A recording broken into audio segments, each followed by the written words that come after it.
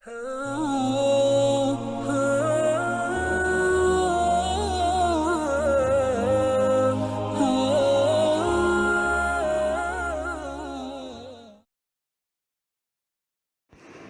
علیکم ورحمۃ اللہ وبرکاتہ نحمدہ ونصلی علی رسولہ الکریم اما بعد اعوذ باللہ من الشیطان الرجیم بسم اللہ الرحمن الرحیم رب اشرح لی صدری ویسر لی امری واحلل عقدۃ من لسانی یفقہوا قولی۔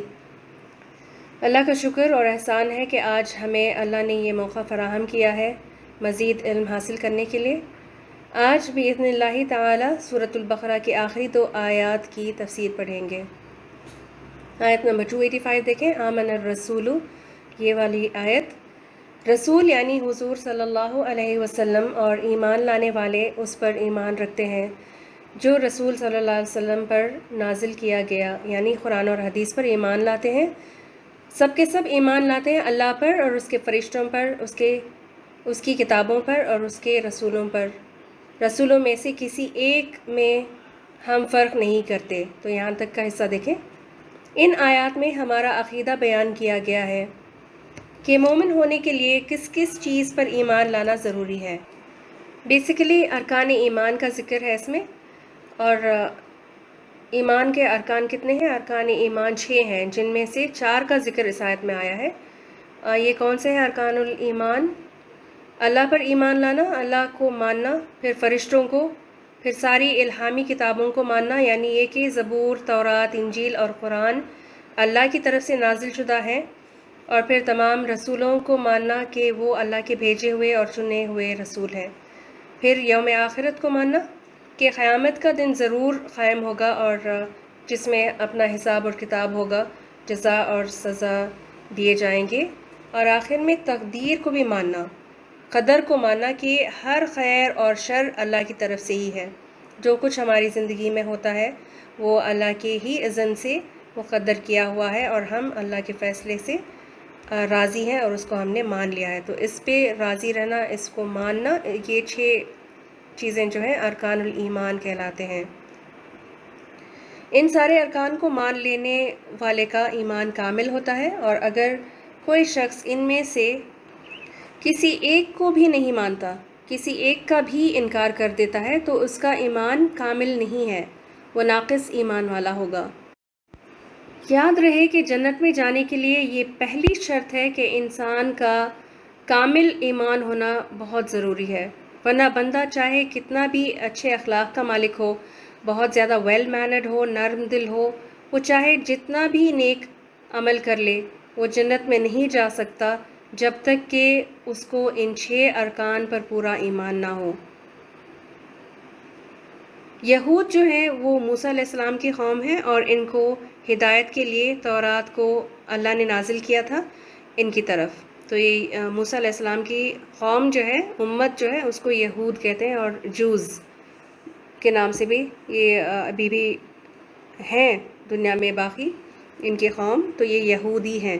اور ان کا عقیدہ کیا تھا کہ یہود اللہ کو مانتے ہیں، فرشتوں کو بھی مانتے ہیں، لیکن کتابوں میں سے انجیل یعنی بائبل اور قرآن کو نہیں مانتے۔ اسی طرح رسولوں میں سے وہ موسیٰ علیہ السلام تک کے رسولوں کو، نبیوں کو مانتے ہیں۔ موسیٰ علیہ السلام سے پہلے آنے والے جتنے بھی انبیاء ہیں ان کو مانتے ہیں، لیکن موسیٰ علیہ السلام کے بعد آنے والے پیغمبر عیسیٰ علیہ السلام کو اور نبی صلی اللہ علیہ وسلم کو بطور رسول نہیں مانتے، ان کو قبول نہیں کرتے اس طرح۔ پھر دنیا میں جتنے بڑے بڑے ادیان ہیں، میجر ریلیجنز ہیں جو دنیا میں، ان میں سے کرسچنز ہیں، ان کو نصارہ کہا گیا قرآن کے اندر، اور نصارہ یا کرسچنز کے پاس اللہ نے عیسیٰ علیہ السلام کو بھیجا، اور ان کو جو الہامی کتاب ملی تھی وہ انجیل ہے، بائبل ہے۔ نصارہ اللہ کو اور فرشتوں کو مانتے ہیں، کتابوں میں تورات اور انجیل کو مانتے ہیں، اس کو اولڈ ٹیسٹمنٹ اور نیو ٹیسٹمنٹ کے نام سے ان کی بائبل میں بھی موجود ہیں، اور رسول میں سے موسیٰ علیہ السلام کو مانتے ہیں اور عیسیٰ علیہ السلام اپنے رسول کو مانتے ہیں، لیکن ہمارے نبی صلی اللہ علیہ وسلم کو نہیں قبول کرتے اور اپنے ہی پیغمبروں کو ترجیح دیتے ہیں۔ حالانکہ نبی صلی اللہ علیہ وسلم کا ذکر تورات میں بھی کیا گیا ہے اور انجیل میں بھی ذکر ملتا ہے، یہ کہ ایک آخری نبی ایک آخری رسول آنے والے ہیں، اور جب وہ آ جائے تو آپ صلی اللہ علیہ وسلم پر ایمان لانا۔ تو اسی بات کی تاکید اور تردید کی گئی اس آیت میں کہ ہر نبی، ہر رسول کو ماننا چاہیے، ہر کتاب کو جو اللہ کی طرف سے ملی ہے تو اس کو بھی قبول کرنا، یہی کامل ایمان کی نشانی ہوگی۔ اگر اس میں سے کوئی بھی چیز کسی بھی چیز میں ہم کمی کر دیتے ہیں تو پھر ہمارا ایمان مکمل نہیں ہوگا، وہ ناقص ہوگا۔ اب آتے ہیں ہماری امت کی طرف۔ ہم مسلمانوں کا عقیدہ کیا ہونا چاہیے، ہم کس پر ایمان رکھتے ہیں اور کس کو ماننا چاہیے؟ اللہ کو، سارے فرشتوں کو، ساری کتابوں کو، سارے پیغمبروں کو، اور ان میں سے کسی ایک کو فوقیت نہ دینا۔ فوقیت نہ دینا کا مطلب کیا ہوگا کہ صرف اپنے ہی رسول کو مان لینا اور دوسروں کا انکار کر دینا، یہ جائز نہیں ہے۔ اور اپنے نبیوں کو لے کر جھگڑنا اور فخر جتانا کہ ہم اس نبی کی امت سے ہیں تو پھر ہمارا زیادہ بڑا مقام ہے، تو یہ بھی جائز نہیں ہے۔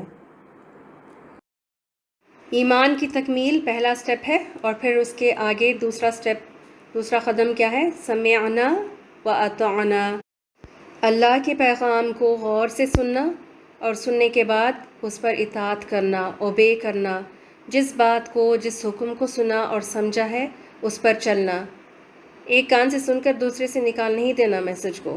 تو یہ ہے سمعنا و اطعنا کا مطلب۔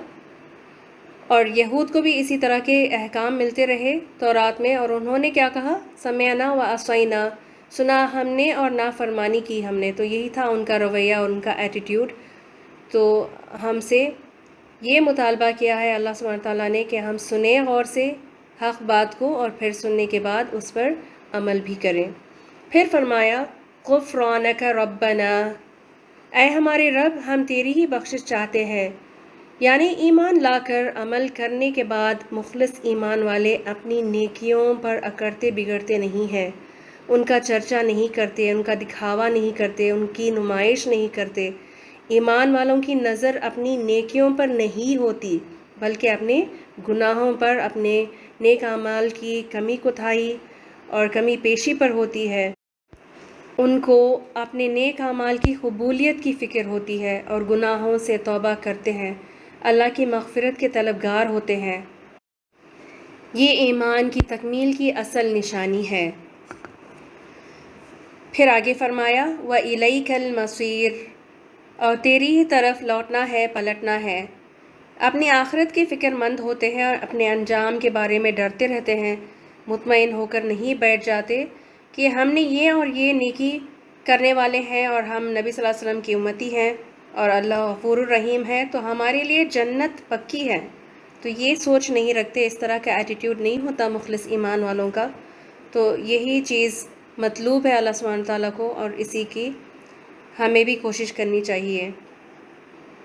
ایمان والے اپنی ایمان کا ثبوت عمل سے دیتے ہیں، پرہیزگاری سے دیتے ہیں اور اطاعت کر کے دیتے ہیں۔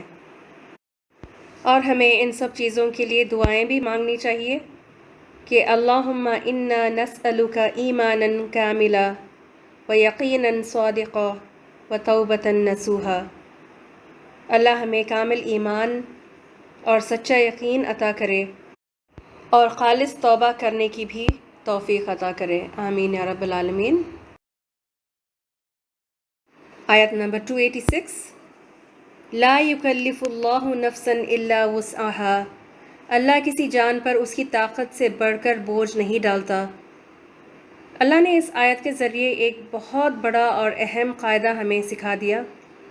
جو بھی اس آیت کے صرف اتنے حصے کو خوب اچھی طرح سمجھ لے، وہ اپنی زبان سے شکوہ کرنا چھوڑ دے گا، ہر وقت کا رونا اور شکایت کرنا اپنی زندگی سے نکال دے گا، کیونکہ اس کو سمجھ میں آ جائے گا کہ جو بھی مشکل ہو رہی ہے، جو بھی تکلیف مجھے پہنچتی ہے، اس کو برداشت کرنے کی، اس کو ہینڈل کرنے کی مجھ میں طاقت اللہ نے پہلے سے مجھے دے رکھی ہے۔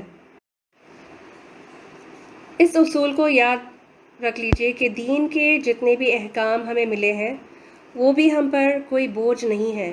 پچھلی آیت میں ایمان کی بات تھی اور اس میں عمل کی بات ہے۔ اللہ کی عبادت اور فرما برداری، نماز، روزہ، زکوٰۃ، حج، یہ سارے فرائض مشکل نہیں، یہ کیے جا سکتے ہیں اور یہ سارے کام ہمارے اپنے فائدے کے لیے ہیں۔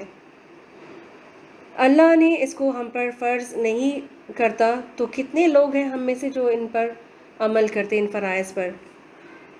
اور جنت میں داخلے کے لیے یہ فرض عبادات بیر منیمم ریکوائرمنٹ ہے، جیسے جسٹ پاس ہونا. اور اللہ ہم پر اتنا مہربان ہے کہ ان کو ہم پر فرض کر کے ان کے بدلے ہمیں جنت دینے کا وعدہ کرتا ہے. دنیاوی معاملات میں بھی اللہ کسی پر اس کی وسعت یا اس کی طاقت سے زیادہ ذمہ داری نہیں دیتا، اور حساب بھی اسی کے مطابق ہوگا. تو جو مشکلات اور آزمائشیں ہم پر آتی ہیں ان سے گھبرانا نہیں چاہیے. کسی سے یہ نہیں پوچھا جائے گا کہ تم نے زکوٰۃ یا صدقہ خیرات کیوں نہیں کیا تھا جبکہ اس کے پاس خرچ کرنے کے لیے کچھ مال ہی نہیں تھا. یا یہ نہیں پوچھا جائے گا کہ تم نے اپنے والدین کی خدمت کیوں نہیں کی جبکہ اس کے والدین اس کے بچپن میں ہی فوت ہو گئے تھے اور وہ یتیم تھا. آگے جزا اور سزا کے بارے میں ہے. جو اچھے کام اور نیک عمل کرے گا تو اس کو اجر ملے گا، اور جو برائی کرے گا تو وہ بھی اسی کے ذمہ ہے اور اسی کو سزا دی جائے گی. یعنی پورے انصاف کے ساتھ اللہ فیصلہ کرے گا روز جزا سزا کے دن. یہ نہیں ہوگا کہ نیکی کسی نے کی اور اس کو اس کے بھرپور اجر سے محروم رکھ دیا جائے، اور یہ بھی نہیں ہوگا کہ کوئی گناہ کرے اور اس کی سزا کسی دوسرے کو دے دی جائے. تو یہ زندگی ہمارا امتحان ہے. امتحان ہمارے صبر کا ہے، ہماری قوت برداشت کا ہے، اپنی عقل کا ہے. امتحان اپنے دل کے حال کا ہے اور اپنی زبان کا بھی، کہ زبان پر شکر ہے اللہ کا یا شکوے اور شکایت اور ناشکری ہے. امتحان ہماری ترجیحات کا بھی ہے، ہماری پریفرنسز کا، اپنی ذمہ داریوں اور امانتوں کا. تو ان سب کا ہمیں لحاظ کرنا چاہیے. اپنے پاس آج جو کچھ بھی نعمتیں ہیں اس پر شکر اور قدردانی کر لیجئے، اور جو نہیں ہے یا ہم سے چھن گیا تو اس پر صبر کر لیجئے. اس زندگی کے امتحان میں قائم رہنے اور کامیاب ہونے کے لیے اللہ نے خود دعا سکھا دی. اے ہمارے رب، ہم اگر بھول جائیں یا خطا کریں، غلطی کریں تو ہمیں نہ پکڑنا. یہ دو چیزیں انسان کی ویکنس ہوتی ہے، تو اس کے لیے دعا کرنی چاہیے. اور اللہ نے خود اس آیت میں یہ دعا رجسٹر کر کے درج کر کے ہمیں سکھا دی. اے ہمارے رب، ہم پر ایسا بوجھ نہ ڈال جیسے تو نے پہلے لوگوں پر ڈالا تھا. اے ہمارے رب، ہم پر ایسا بوجھ بھی نہ ڈال جس کو اٹھانے کی ہم میں طاقت نہ ہو، اور ہم سے درگزر فرما اور ہمیں بخش دے اور ہم پر رحم فرما. تو ہی ہمارا مولا ہے، بس کافر قوم پر ہماری مدد فرما. کیوں؟ کیونکہ غیر مسلمان کا جہاں پر بھی غلبہ ہوتا ہے وہاں وہ دین پر عمل کرنے میں رکاوٹیں ڈال دیتے ہیں، اور دین پر عمل کرنا بہت مشکل ہو جاتا ہے. تو پھر اس کے لیے بھی اللہ تعالیٰ نے اس میں یہ بھی دعا شامل کر دی. ان دو آیتوں کو پڑھنے کے بعد کی جانے والی دعا قبول ہوتی ہے، اور ان دو آیتوں کو پڑھ لینا ہمارے لیے کافی ہو جاتا ہے. کافی ہونے کا مطلب یہ ہے کہ حفاظت کے لیے بھی یہ کافی ہے، بس ان دو آیتوں کو پڑھ لینا، یا پھر ہر مشکل، ہر تکلیف، ہر رنج و غم سے نجات کے لیے بھی ان کو پڑھ لینا کافی ہے. ان کو زبانی یاد کر لیجئے، کیونکہ ہمارے پاس ہر وقت مصحف یا موبائل ساتھ نہیں ہوتا، تو بس زبانی یاد ہو تو مفید ثابت ہوگا.